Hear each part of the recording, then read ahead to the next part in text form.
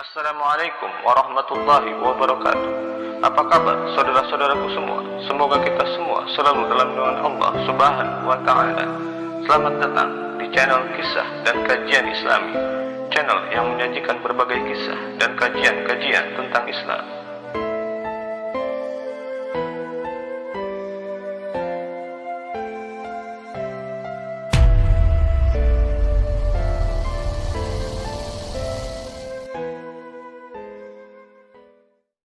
Di suatu daerah di Damaskus, berdirilah sebuah masjid yang dikelola oleh seorang syekh yang soleh dan alim. Syekh tersebut hidup sangat sederhana. Beliau sembari mengajarkan ilmu-ilmu agama kepada para penduduk setempat. Pada suatu hari, datanglah seorang pemuda ke masjid tersebut. Tampak dari penampilannya, pemuda ini tergolong miskin. Dia tiba di Damaskus dalam rangka mencari ilmu. Tidak ada satupun sanak famili atau kenalan di kota tersebut.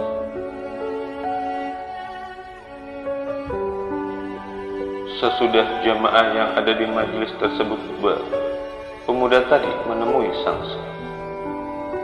"Wahai syekh, saya pemuda miskin yang datang jauh-jauh dari luar Damaskus. Saya tidak punya siapa-siapa di kota ini, namun saya ingin berguru kepada engkau," katanya sambil membuka pembicaraan. "Karena itu, apakah engkau mengizinkan saya tinggal bersama engkau? Bolehkah saya tinggal di masjid ini, makan dan minum bersama keluarga engkau?" kata si pemuda.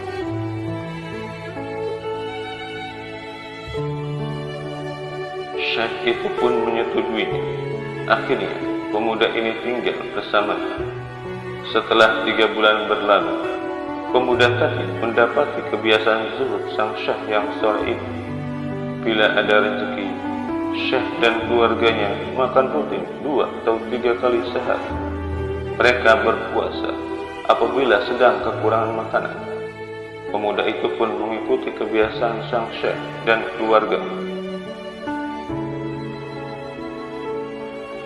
Tetapi bagaimanapun kali ini agak berbeda. Sudah 3 hari berturut-turut sang syekh tersebut berpuasa. Mungkin karena sudah kebiasaan, tubuh sang syekh tersebut tidak terlalu kelaparan. Namun, pemuda tadi tidak kuat. Dia sangat lapar, matanya berkunang-kunang, kepalanya terasa berat.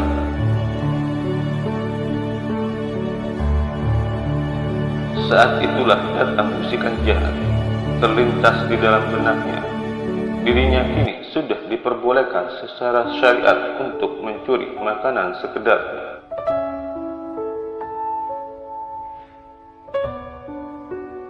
Ba'da Isya, pemuda itu pun melancarkan aksinya. Dia memanjat dinding luar masjid yang menempel pada dinding rumah-rumah warga.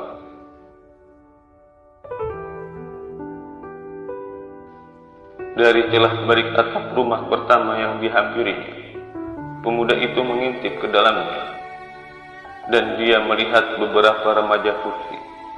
Tapi dia langsung memalingkan wajah dari para perempuan itu, sebab tujuannya mencuri makanan, bukan yang lain-lain. Dia pun pindah ke atap rumah berikutnya. Dia mencium aroma makanan yang begitu harum, yaitu sop terung yang baru saja dimasak. Pelan-pelan, pemuda ini meluncur turun dari atap rumah, lalu masuk ke dalam dapur. Dia membuka tutup panci di dapur itu, kemudian mengambil terung dari dalamnya.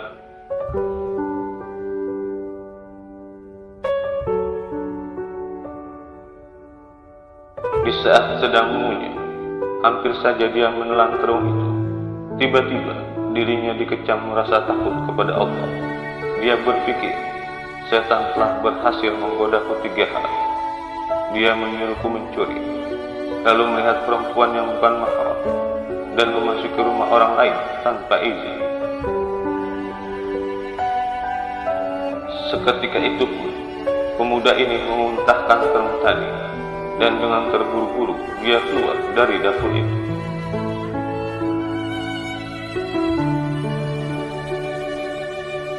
Sesampainya di masjid, dia menemukan sang syekh sedang menerima tamu, yakni seorang perempuan yang bercadar dan 2 orang pendampingnya. Pemuda itu tidak memperdulikannya, karena perutnya masih sangat lapar, sehingga dia hanya terduduk lemas, agak jauh dari mereka. Tiba-tiba sang syekh memanggilnya. "Wahai pemuda, kemarilah." "Apakah kamu sudah nikah?" tanya sang syekh. "Belum, wahai syekh," jawab pemuda itu masih dengan wajah sayang. "Apakah kamu mau menikah?" tanya gurunya itu. Namun si pemuda tidak menjawab sepatah kata.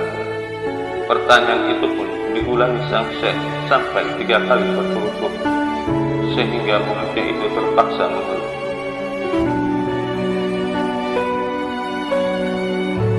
"Wahai syekh, saya datang kepadamu sebagai pemuda yang tidak punya apa-apa. Saya hidup bersama keluargamu. Apa yang engkau makan, itulah yang kumakan. Jika engkau berpuasa, saya pun berpuasa. Tapi akhir-akhir ini saya benar-benar tidak kuat. Saya seharian belum makan sama sekali. Bagaimana mungkin saya menikah? Dengan apa saya nafkahi istri saya nanti?" kata si pemuda. "Wahai pemuda, perempuan yang datang kepada saya ini adalah seorang janda. Dia baru saja menyelesaikan masa iddahnya. Dia takut akan fitnah, sehingga meminta saya untuk menikahkannya dengan seorang pria," kata sang syekh.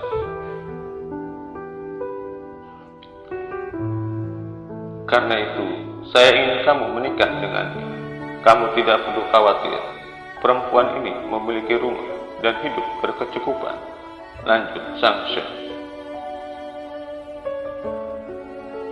Sang syekh pun kemudian meminta persetujuan dari perempuan tadi, yang lantas menyanggupi tawarannya. Pemuda itu pun mengangguk setuju. Maka sang syekh memanggil beberapa orang saksi. Dia juga mengambil 1 buah kendi sebagai mas kawin pemuda tadi untuk sang janda. Dan mereka pun akhirnya menikah. Setelah selesai ijab kabul, sang syekh pun menyuruh pemuda tadi pergi. "Pergilah ke rumah istri. Kalian berdua kini telah suami istri," ucap sang syekh sembari memberi selamat dan mendoakan kebaikan.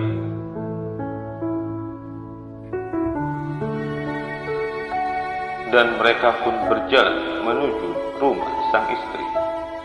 Dalam perjalanan, si pemuda tersebut melewati 1 rumah yang tadinya hampir disatroni. Tiba di rumah kedua, perempuan itu pun mempersilakan suami barunya tersebut masuk. "Silahkan," katanya dengan lembut.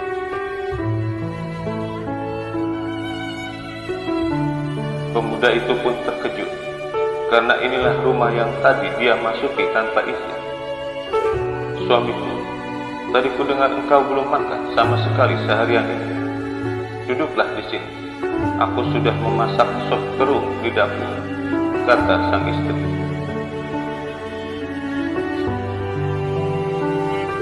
Tak lama kemudian, perempuan ini sedikit teriak. Dia terkejut karena mendapati betapa berantakannya keadaan dapur.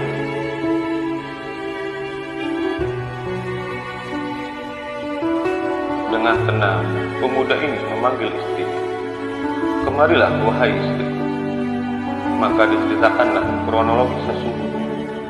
Awalnya ia berniat mencuri karena lapar, hingga akhirnya ia meninggalkan perbuatan itu dengan memuntahkan terungnya ke lantai.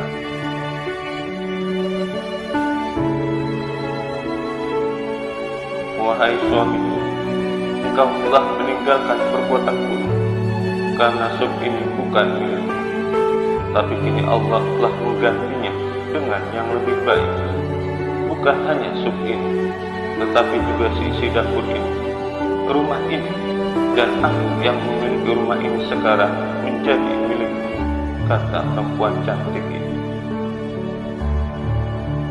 Dari kisah ini, semoga kita bisa mengambil hikmah bahwa apabila kita meninggalkan suatu perbuatan buruk karena Allah, pasti Allah akan menggantinya dengan sesuatu yang lebih baik, yang sangat istimewa.